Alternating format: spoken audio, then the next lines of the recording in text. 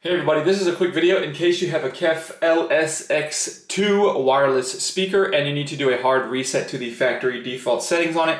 Now you're going to want to do this for one of two reasons.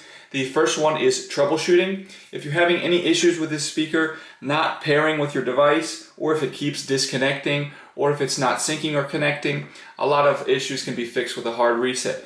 Now you're going to need to set it up again, and that's the second reason you might want to do this. If you're setting this up on a new network or on a new device, or for whatever reason you just want to get everything wiped off of it, all of the configurations and everything, we can go ahead and do that really simply. This particular speaker, we don't even need a paper clip or anything. It has a reset button right on the back. You just need to press and hold that button, keeping an eye on the light above it, and then when the light above it blinks, that indicates that the reset has been performed, and then you can go ahead and set this speaker up as a new speaker and repair it and everything like that. Super thanks for watching.